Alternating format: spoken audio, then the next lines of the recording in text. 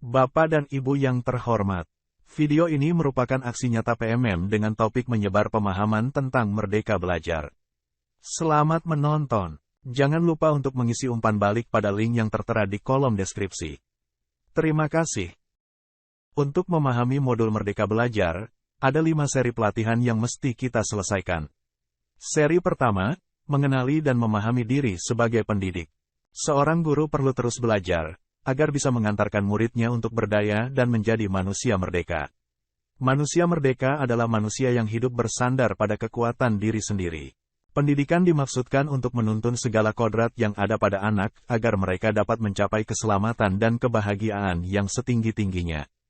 Guru menuntun tumbuh hidupnya kekuatan kodrat yang ada pada anak-anak agar dapat memperbaiki lakunya, bukan dasarnya, hidup dan tumbuhnya kekuatan kodrat anak. Semangat guru dalam memulai hari akan merambat pada energi belajar anak-anak. Guru perlu menyelaraskan peran sebagai pendidik yang relevan dengan konteks murid dan zaman. Mendidik anak sama dengan mendidik masyarakat. Apapun yang guru lakukan di kelas, akan memberi makna pada anak yang kelak menjadi bagian dari masyarakat. Guru perlu adaptif terhadap perubahan. Ciptakanlah rasa takjub dan kasmaran belajar pada diri murid-murid. Seri kedua, mendidik dan mengajar. Pengajaran adalah suatu cara untuk menyampaikan ilmu atau manfaat bagi hidup anak-anak secara lahir maupun batin. Pengajaran dan mengajar merupakan salah satu bagian dari pendidikan. Pendidikan adalah tempat menaburkan benih-benih kebudayaan yang hidup dalam masyarakat sekaligus sebagai instrumen tumbuhnya unsur peradaban.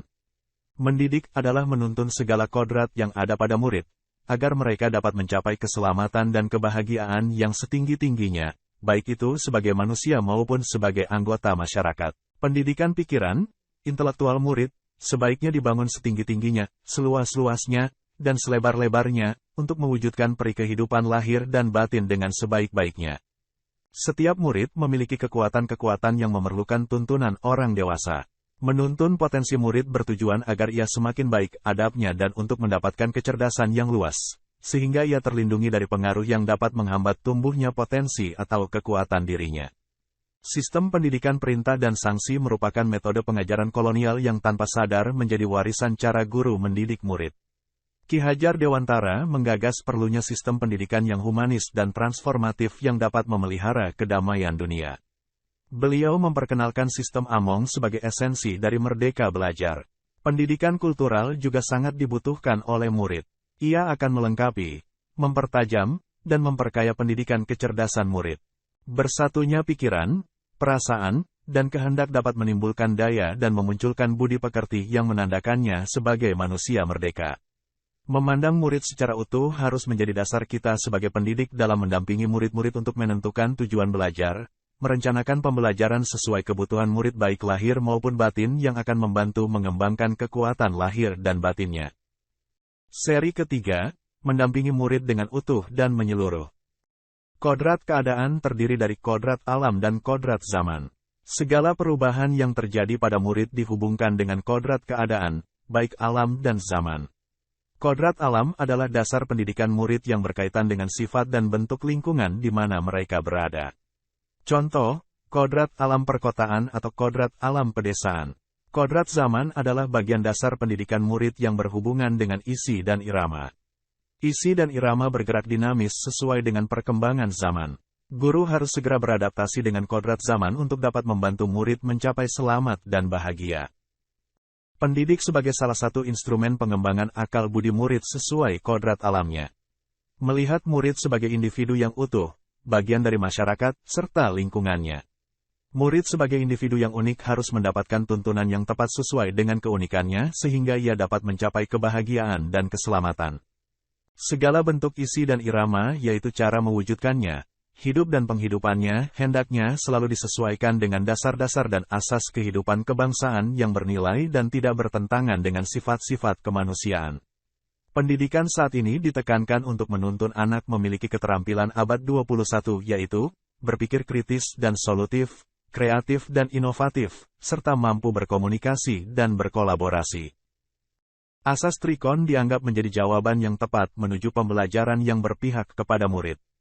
Dengan trikon, kontinu, konvergen dan konsentris, guru dapat merancang pembelajaran yang berkelanjutan, terbuka dan berdasarkan kebudayaan bangsa.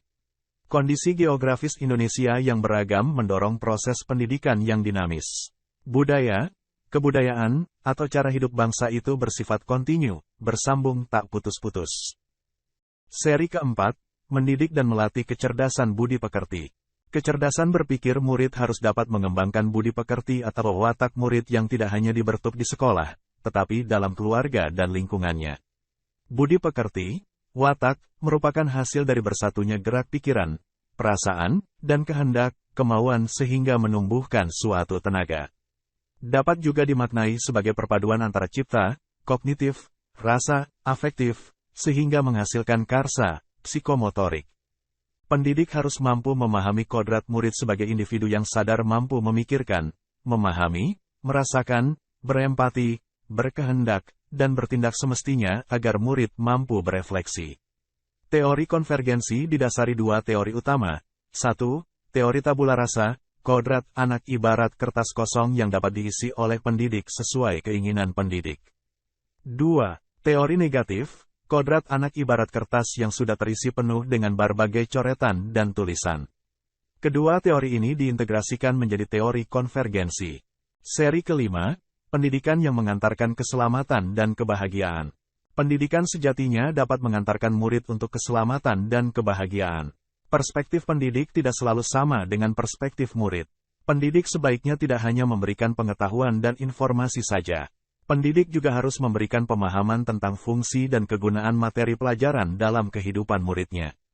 Setiap murid dapat mengekspresikan dan membuat pemahamannya sendiri dengan cara yang berbeda. Fungsi pendidikan yaitu mengantarkan murid agar siap hidup dan memberikan kepercayaan kepada murid bahwa di masa depan mereka akan mampu mengisi zamannya demi mencapai keselamatan dan kebahagiaan secara bersama-sama. Sistem Among. Sistem Among didasarkan kepada dua hal, yaitu kodrat alam dan kemerdekaan. Merdeka Belajar Abad 21. Kompetensi abad 21 menjadi kompetensi yang perlu dimiliki murid untuk menghadapi tantangan ke depan.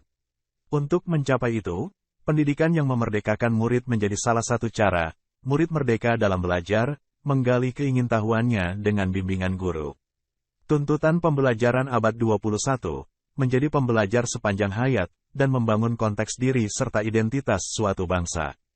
Tugas pendidik, mengembangkan seluruh potensi yang dimiliki murid yaitu kecerdasan rasa, karsa, cipta dan karya agar murid menjadi manusia seutuhnya. Guru membimbing dan mendampingi murid dalam proses belajarnya.